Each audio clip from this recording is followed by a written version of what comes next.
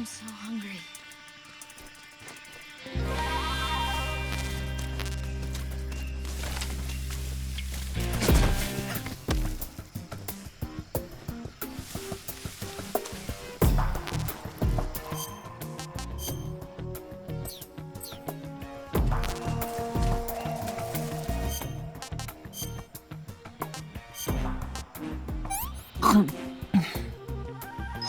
This tastes like crap.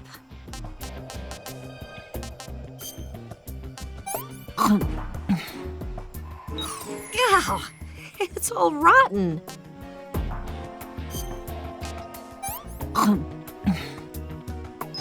Let me have some more. Huh? I see him.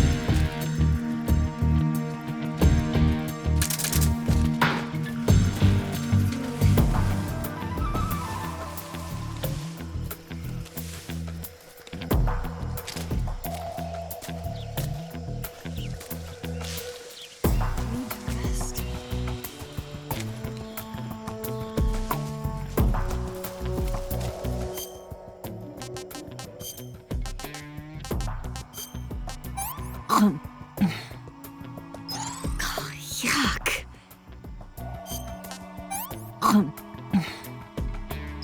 What did you give me?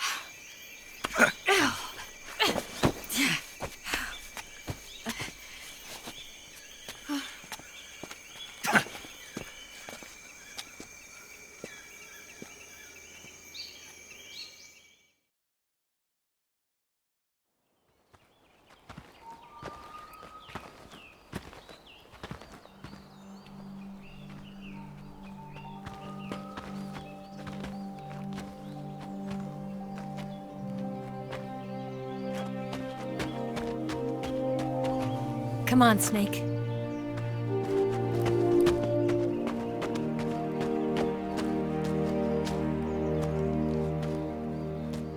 We made it. We made it. Over there.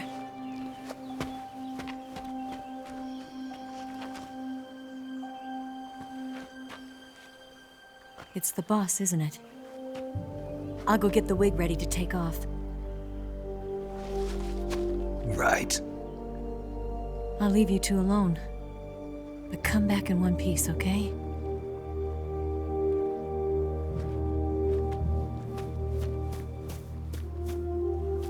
Promise me!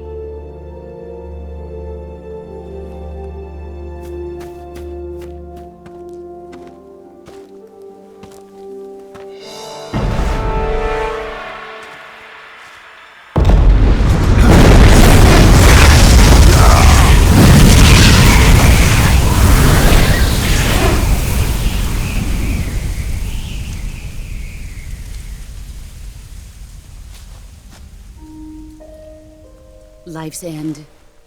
Isn't it beautiful? It's almost tragic. When life ends, it gives off a final lingering aroma. Light is but a farewell gift from the darkness to those on their way to die. I've been waiting, Snake, for a long time.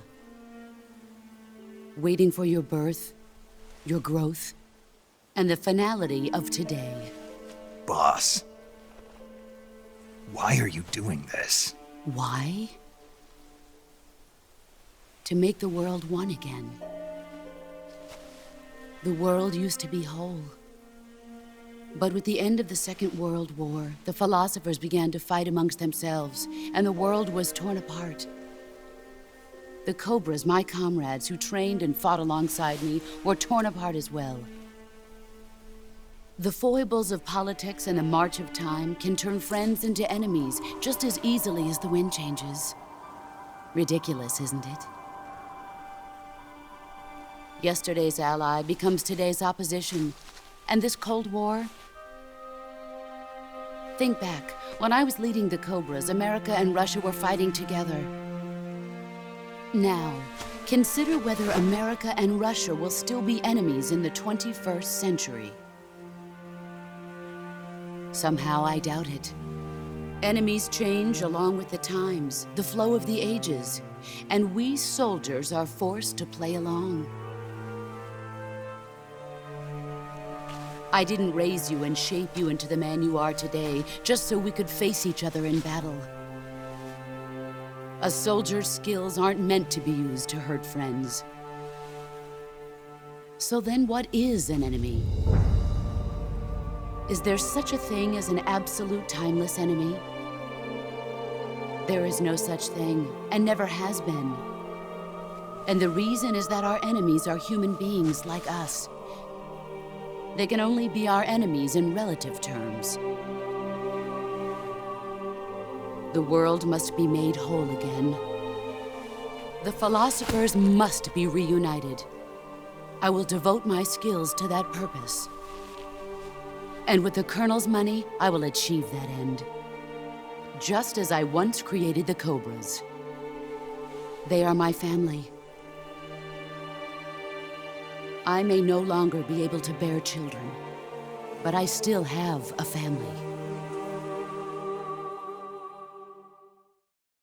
It was November 1st, 1951. I was in the Nevada desert participating in atomic testing.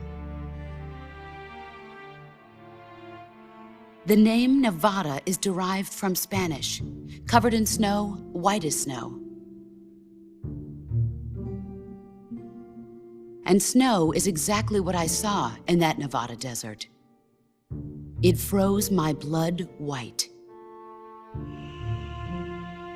Snake, you were an atomic test subject, weren't you? On Bikini Atoll. That's part of the reason I was drawn to you. You and I are alike. We're both slowly being eaten away by the karma of others. we'll never have the chance to die peacefully of old age.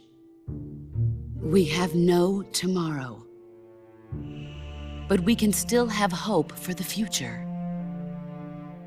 In 1960, I saw a vision of the ideal future from space. 3 years earlier, the Soviet Union had succeeded in launching Sputnik, the first man-made satellite in history, into orbit. This came as a huge shock to the United States. In response, America threw everything it had into its own manned spaceflight project, the Mercury program. Even as the Soviets seemed poised to send their first man into space, America was still experimenting with chimpanzees and rockets. The government wanted human data, so they secretly decided to send a human being into space. I was the one they chose. At the time, they didn't have the technology to block out cosmic rays, and whoever they sent up would inevitably be exposed to heavy radiation. That's why they chose me. After all, I'd already been irradiated once. Of course, you won't find any of this in the history books. I could see the planet as it appeared from space. That's when it finally hit me. Space exploration is nothing but another game in the power struggle between the US and the USSR. Politics, economics, the arms race, they're all just arenas for meaningless competition. I'm sure you can see that, but the Earth itself has no boundaries. No East, no West, no Cold War. And the irony of it is, the United States and the Soviet Union are spending billions on their space programs and the missile race, only to arrive at the same conclusion. In the 21st century, everyone will be able to see that we are all just inhabitants of a little celestial body called Earth. A world without communism or capitalism, that is the world I wanted to see. But reality continued to betray me. In 1961, I was sent to Cuba, to Bahia de Cochinos. It was part of a CIA-sponsored invasion under the guise of taking Cuban exiles back to their country. But the US government betrayed them. Our weak-kneed president held back their air support. Defenseless, the exiles were annihilated by the Cuban army. All I could do was watch in silence. I was set up by the very country I'd sacrificed so much for, by the very government I dedicated my life to defending. I was driven from the surface world, and I went underground. Then, 2 years ago, I faced the sorrow, my old comrade in battle. He was my friend. But one of us had to die. I was left with no choice. The sorrow gave his life for me. There is no enmity between us. One must live, and one must die. That was the mission. The ones who gave me that mission were the philosophers. Early in the 20th century, the true holders of power in the United States, the Republic of China, and the newly formed Soviet Union gathered together in a secret meeting that would later be known as the Wise Men's Committee. The secret pact they formed there marked the beginning of the philosophers. But the last of the original members died in the 1930s. After that, the organization began to run out of control, and the Wise Men's Committee degenerated into a mere shell of its former self. The philosophers of today have no sense of good or evil. Their influence extends to countries and organizations involved in every aspect of every war. They have become war itself. That's how they operate. The sacrifices of war cause a shift in the times. This shift leads to renewed conflict, and in turn triggers the next war. Like a nuclear chain reaction, each conflict sparks countless others, forming an endless spiral that will continue on for eternity. Do you understand what I'm saying, Snake? By consuming me and you, the philosophers intend to keep that cycle going forever. It was my father who explained all of this to me. He was one of them. You see, I am the last remaining child of the philosophers. But after he revealed the truth, my father was killed by that same shapeless, formless organization. And my father isn't the only thing the philosophers have taken from me. In June of 1944, the Cobras and I took part in the landing at Normandy. We'd been given a top-secret mission to locate and destroy enemy V-2 rocket installations. I was pregnant at the time. The sorrow was the father. I gave birth on the field of battle.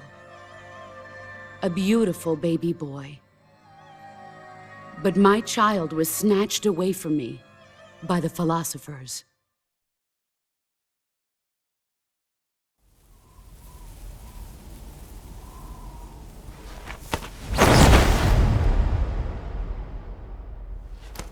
Look at this scar.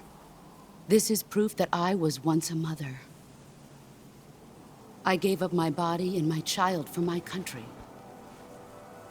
There is nothing left inside me now. Nothing at all. No hatred, not even regret. And yet sometimes at night, I can still feel the pain creeping up inside me, slithering through my body like a snake.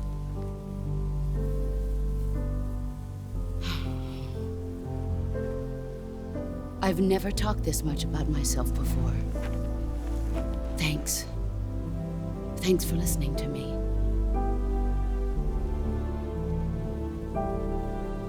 I feel content. Snake, commence the operation. I raised you. I loved you. I've given you weapons, taught you techniques, endowed you with knowledge. There is nothing more for me to give you. All that's left for you to take is my life, by your own hand. One must die, and one must live. No victory, no defeat. The survivor will carry on the fight.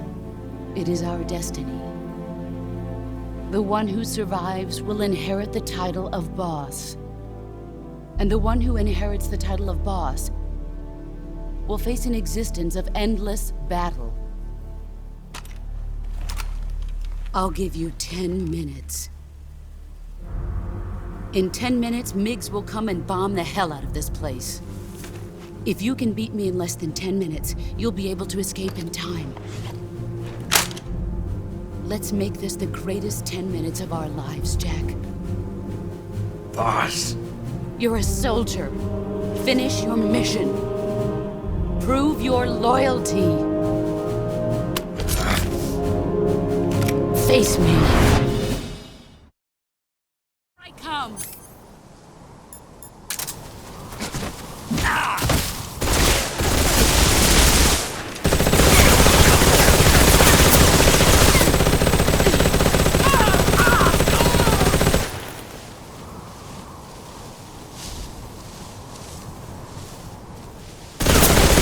Time to play rough.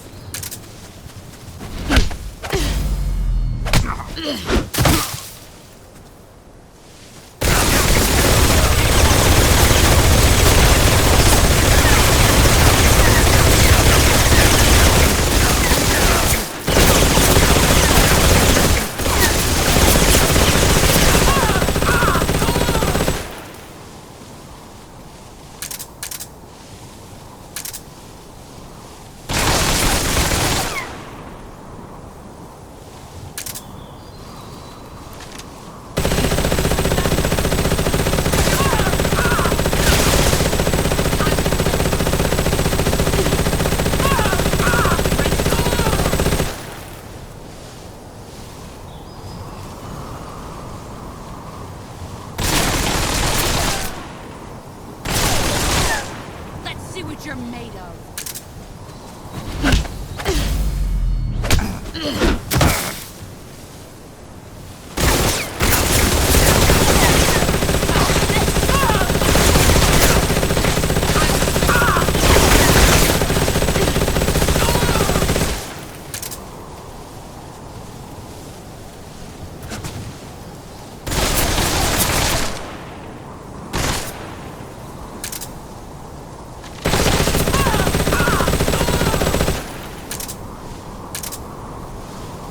Brace yourself.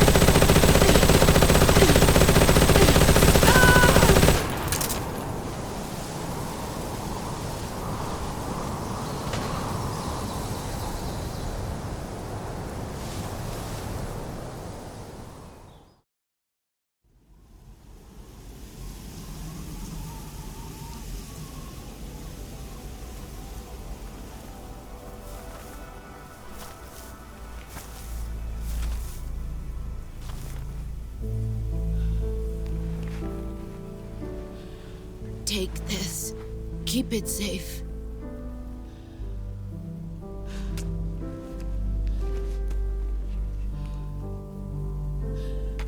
It's our only hope.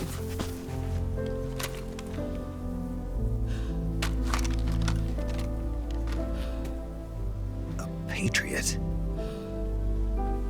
Why are you giving me this? Jack. Or should I say, Snake. You're a wonderful man.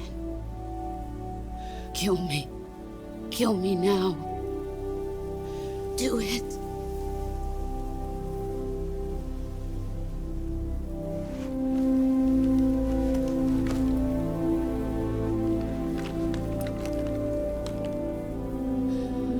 There's only room for one boss and one Snake.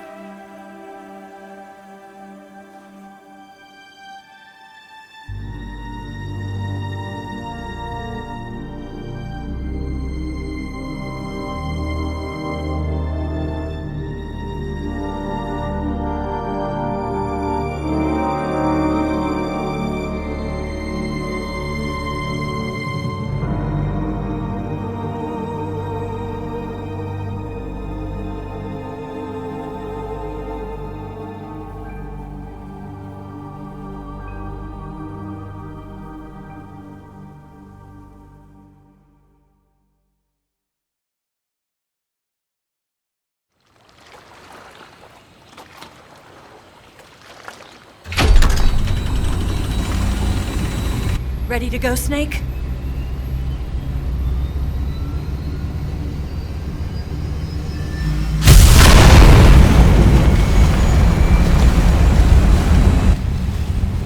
Are you okay? Snake? Yeah.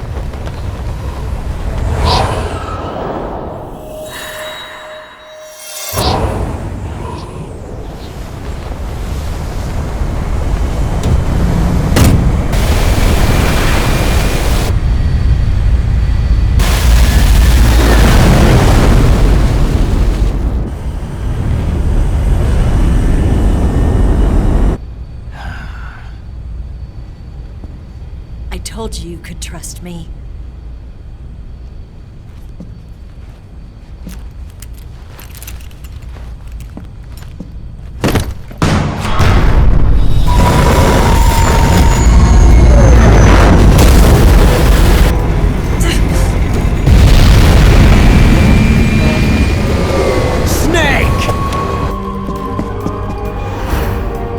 Ocelot! We're not done yet!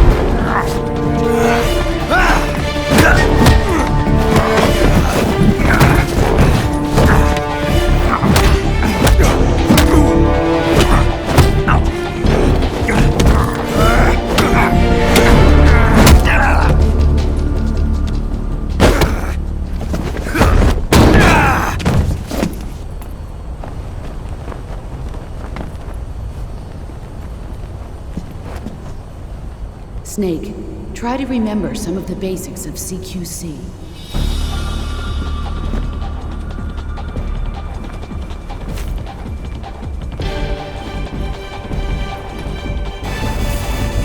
Not good!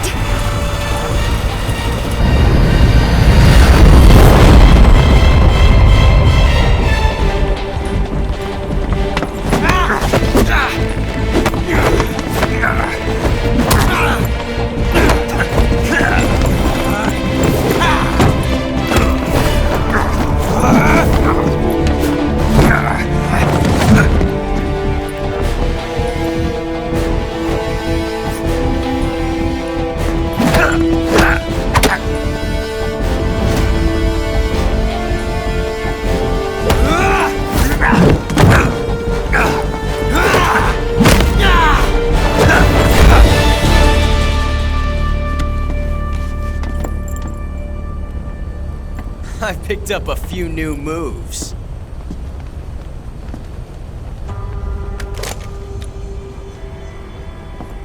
Huh.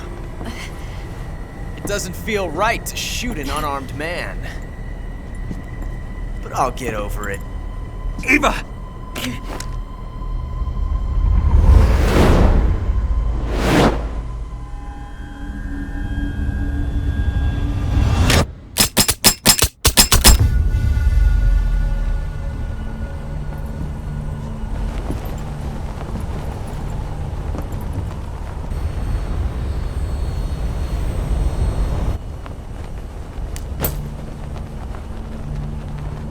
What do you say to one last showdown? Yeah, all right.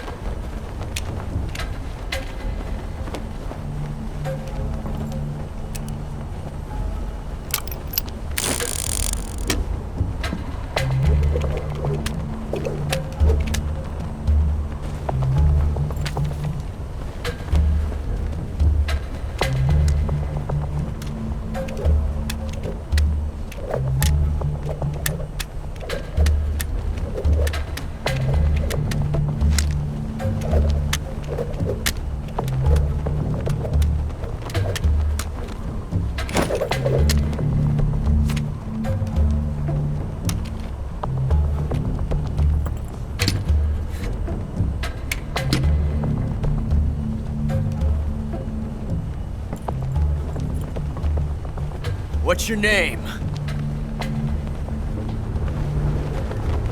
Snake.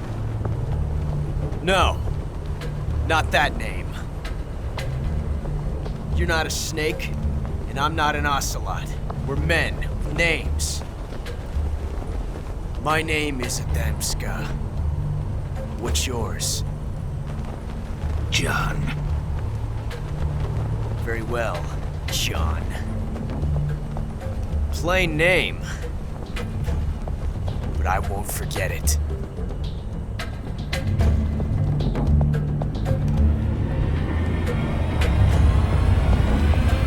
Come on!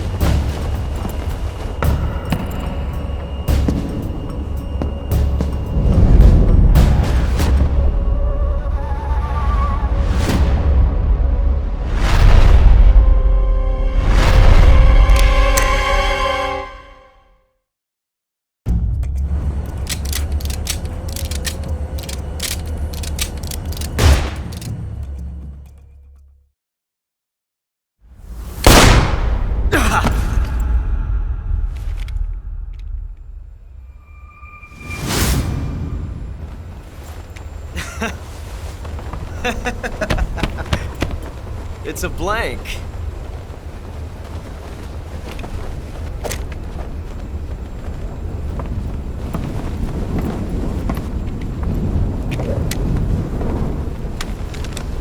Ah, that was fun.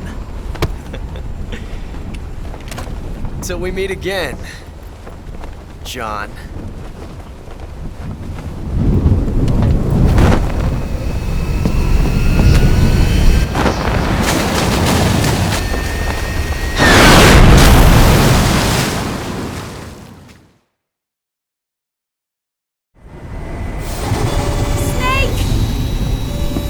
Give me a hand!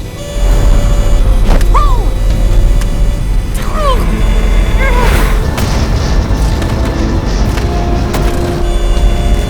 Come on, pull up!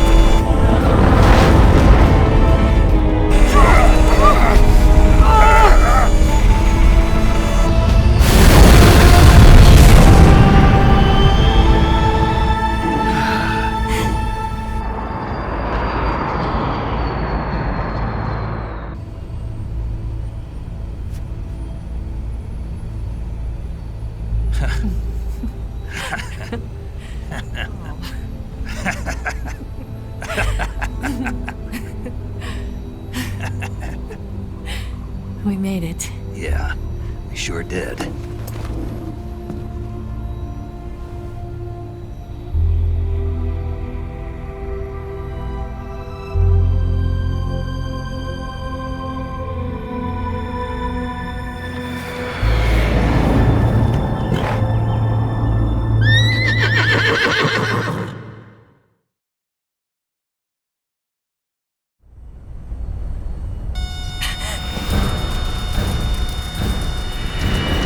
Oh no, Mix!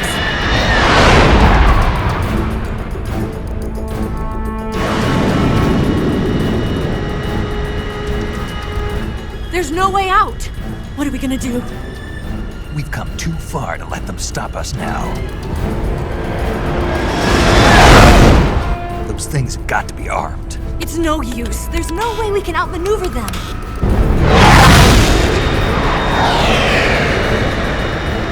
They're gonna shoot us down. We were so close. Weapon systems on. Locked on target. I got towed. You were great, Eva. Huh? Thanks.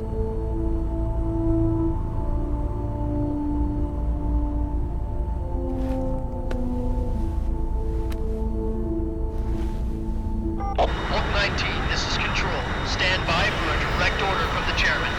Oak 19, return to base immediately. Do you read me? This is a direct order from Comrade Khrushchev. Return to base immediately. Oak 19, do you copy? Understood. Aborting mission. RTB. Look! The MiGs are turning back! Woo!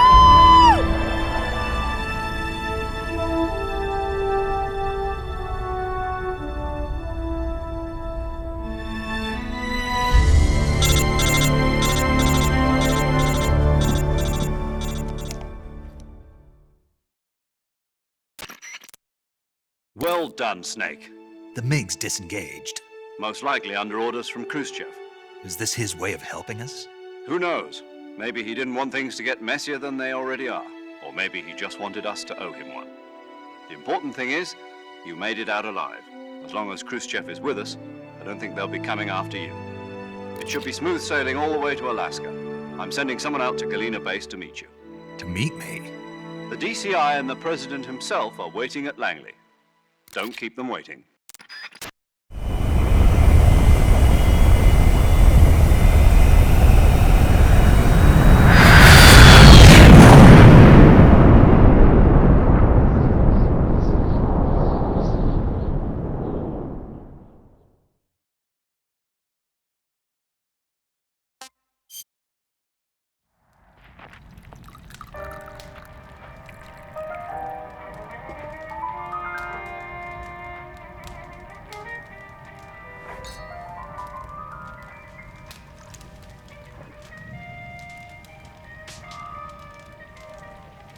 So what are you going to do now? Go back to the KGB?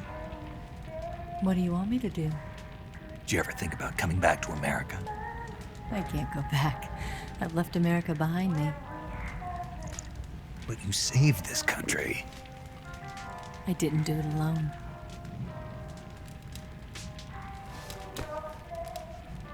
And I still owe you a dinner.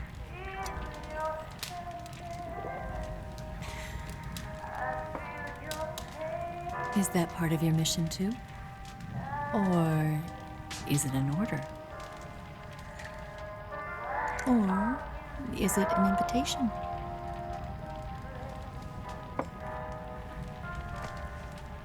Or a proposal? I don't take orders from anyone now.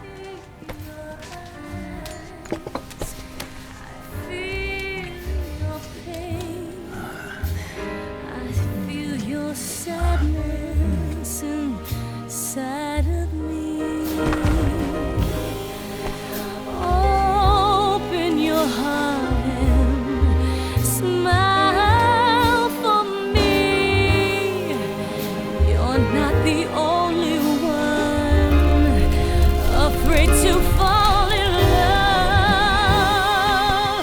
Dance with me again and walk this way.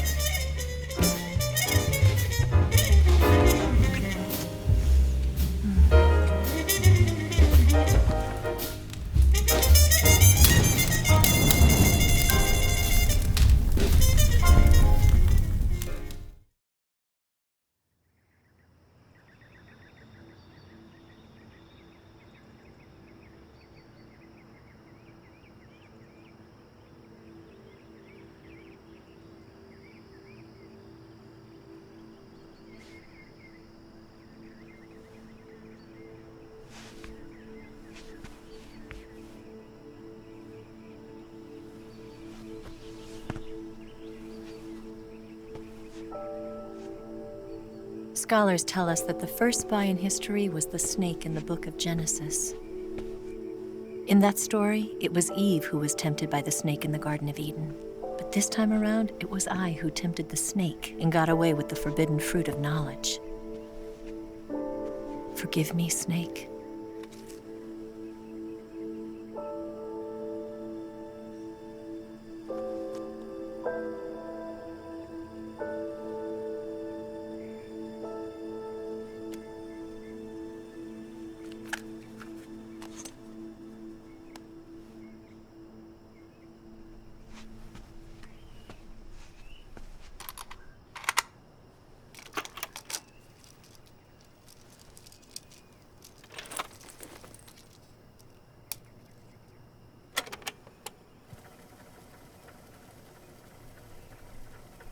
Good morning, Snake. I hope you slept well. First of all, I have to apologize. I wasn't sent by Khrushchev. I'm not a KGB spy, and I never worked for the NSA. I'm an agent of the People's Republic of China for the General HQ 2nd Department of the People's Liberation Army. It was all a lie. I tricked you. And I'm sorry.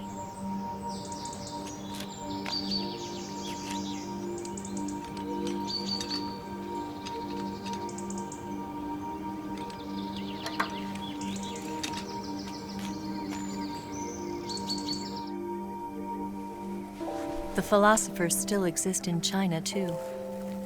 You see, my mission was to find out where Volgin was hiding the philosopher's legacy and steal it. So I infiltrated his base as a KGB spy. The 2 NSA codebreakers who defected in 1960 were actually both men. The real Adam never showed up at the meeting place, saving me the trouble of having to eliminate him. I sneaked in by pretending I was Eva. And you and Sokolov and Volgin, you all believed me. The philosopher's legacy was originally held in common between the US, Soviet Union, and China. We couldn't let the Russians and the Americans take it all for themselves. The Chinese government had its eye on the legacy, too. I got the film containing the legacy, and also the nuclear missile launch data from the Shagohod. 5 years ago, the Soviet Union stopped supplying us with nuclear weapons technology. Since then, China's Liaodong easing, hydrogen bomb, and space rocket projects have fallen behind. But with this data, our country will be able to develop its own nukes. We'll create a deterrent force to rival those of the US and Soviet Union. Everything has gone according to plan, thanks to your help. I too am one of the philosophers. I'm an agent of the philosophers, a graduate of one of their charm schools. I was raised in a joint US-Soviet-Chinese facility to become a sleeper agent. This was before the war. Back then, they were collecting children from all over the world. As a result, I'm indistinguishable from a native-born American. So it didn't surprise me when you and Volgin couldn't tell the difference. But she knew right from the beginning. She knew because before the war, she was at one of the philosopher's schools too, as an instructor. The boss was the only one I couldn't fool. She was the only one who knew I was a fake. She told me everything. Why did she open her heart to me like that? At the time, I couldn't understand it. But now, I think I do. Snake. She wanted you to know the truth. She chose me to tell you. That's why she saved my life. I've lied to you so many times, but not this time. My orders from the government were to obtain the legacy and to eliminate everyone who knew the truth about what happened. In other words, I'm supposed to kill you.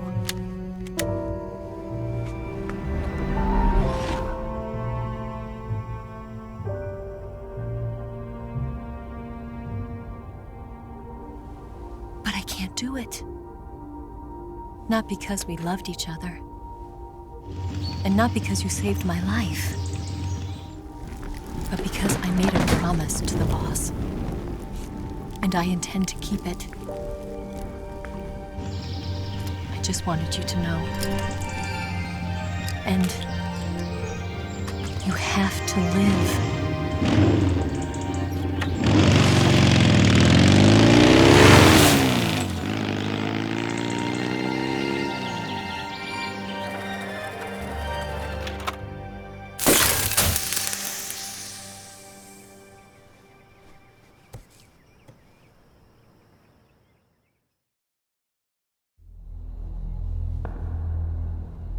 Snake, listen to me. She didn't betray the United States. No, far from it. She was a hero who died for her country. She carried out her mission knowing full well what was going to happen. Self-sacrifice. Because that was her duty.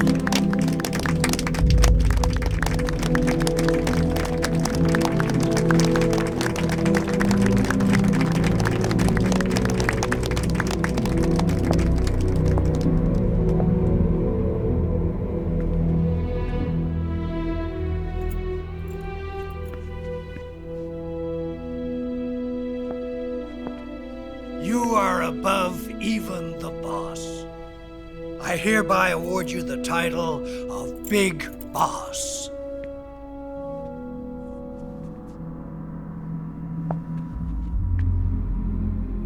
You are a true patriot.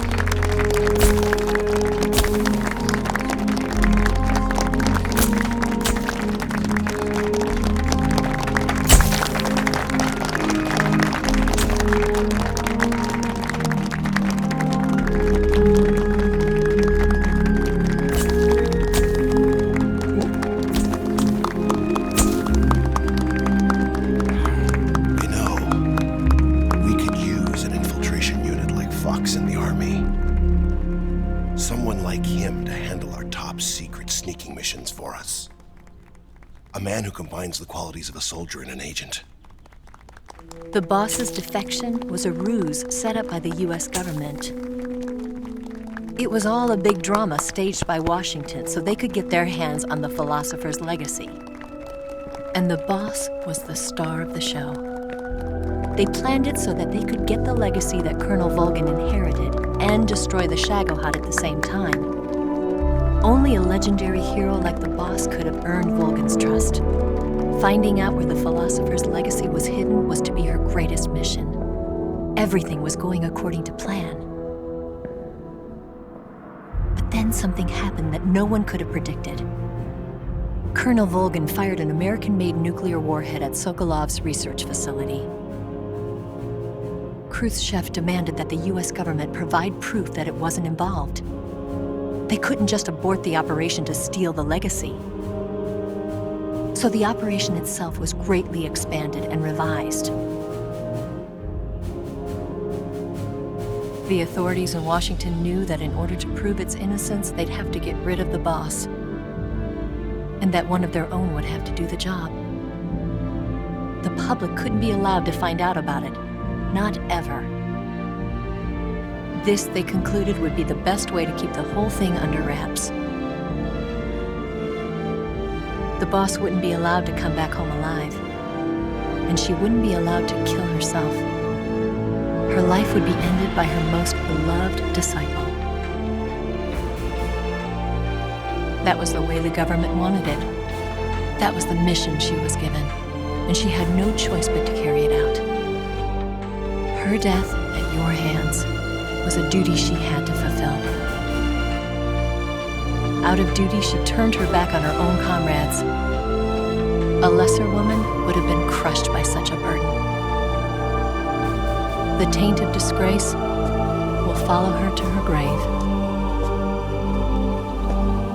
Future generations will revile her. In America as a despicable traitor with no sense of honor. And in Russia as a monster who unleashed a nuclear catastrophe. She will go down in official history as a war criminal. And no one will ever understand her.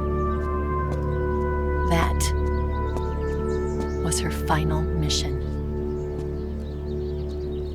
And like a true soldier, she saw it through to the end. But I think she wanted you, of all people, to to know the truth. She wanted to live on in your memory. Not as a soldier, but as a woman. But she was forbidden to tell you herself. And that's why she told me. Snake, history will never know what she did. No one will ever learn the truth. Her story, her debriefing, will endure only in your heart.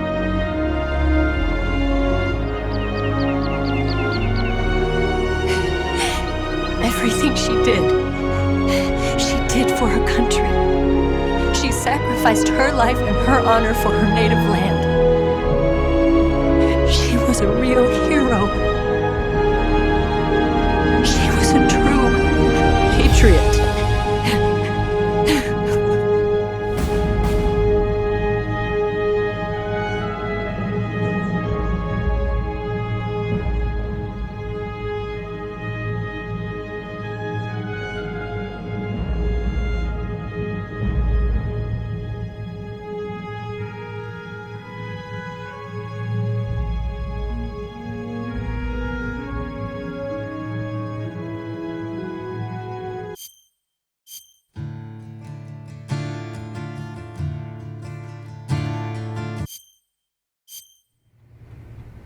Yes, Grozny Grad and the Granin Research Facility have both been wiped out without a trace.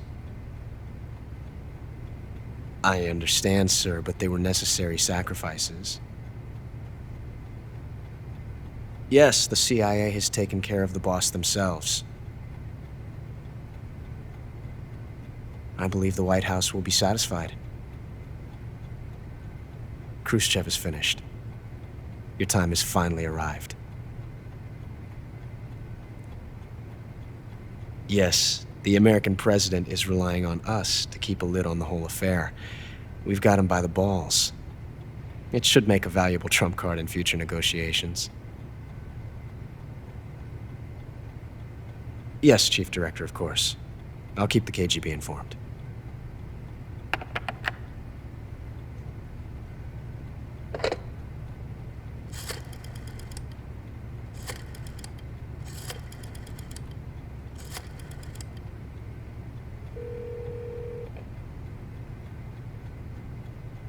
Yes, it's me. The boss has accomplished her mission. The philosopher's legacy is now safely with us, in America's hands. With this money, yes, the philosophers can finally be revived. The film we handed the Chinese was a fake. Peking must be in an uproar right about now. I'm afraid so. Only half the money has made it back to the United States. The KGB must still have part of the legacy. Yes, the weapon has been reduced to ashes. That's right. Grozny Grad has been obliterated by the Davy Crockett we brought in as well. Yes, that was the boss's work too. Speaking of which, I've obtained something from Granin that you might find interesting. It's a revolutionary new nuclear attack system. Perhaps it might just come in handy someday. Yes, we have Snake to thank for that. Khrushchev believed it as well. Yes, they bought our story. I don't think they'll be making a fuss. The secondary alert has been lifted as well. And the Soviets still haven't discovered my true identity.